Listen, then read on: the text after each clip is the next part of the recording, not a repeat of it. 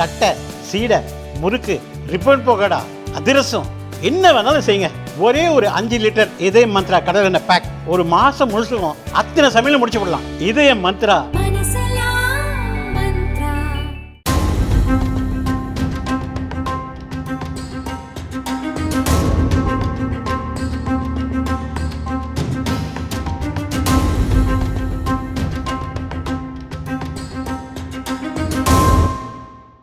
பீகாரின் பக்சர் மாவட்டத்தைச் சேர்ந்தவர் பிரபல ரவுடி சந்தன் மிஸ்ரா.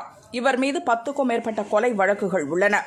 பல்வேறு கிரிமினல் வழக்கில் கைதாகி பக்சர் சிறையில் அடைக்கப்பட்ட மிஸ்ரா சில நாட்களுக்கு முன் பாகல்பூர் ஜெயிலுக்கு மாற்றப்பட்டார். அங்கு மிஸ்ராவின் உடல்நலம் பாதிக்கப்பட்டதால் பரோலில் வெளியே வந்தார். பாட்னாவில் உள்ள பிரபல தனியார் ஹாஸ்பிட்டலில் சிகிச்சை பெற்று வந்தார்.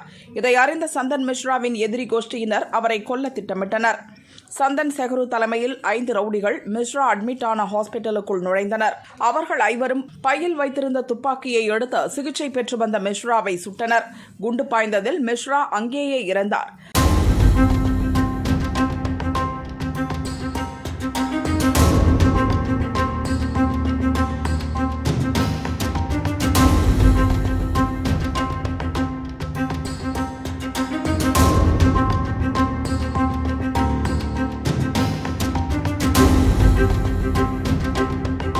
மிஸ்ராவை கொலை செய்த கும்பல் அசால்ட்டாக மீண்டும் துப்பாக்கியை இடுப்பில் சொருகியபடி ஹாஸ்பிட்டலில் இருந்து வெளியேறிய காட்சிகள் சிசிடிவியில் பதிவாகியுள்ளன.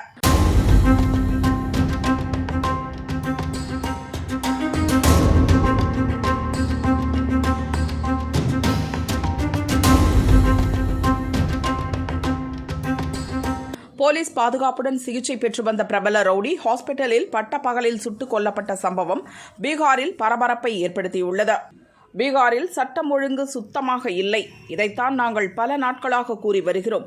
நிதிஷ்குமார் தலைமையிலான ஆட்சியில் பீகார் ரவுடிகளின் கோட்டையாக திகழ்கிறது என எதிர்க்கட்சித் தலைவர் தேஜஸ்வி யாதவ் குற்றம் சாட்டியுள்ளார். குற்றவாளிகளின் முகம் சிசிடிவியில் தெளிவாக பதிவாகியுள்ளது. கொலையாளிகள் அனைவரும் விரைவில் கைது செய்யப்படுவர் என துணை முதல்வர் விஜய் சின்ஹா கூறினார்.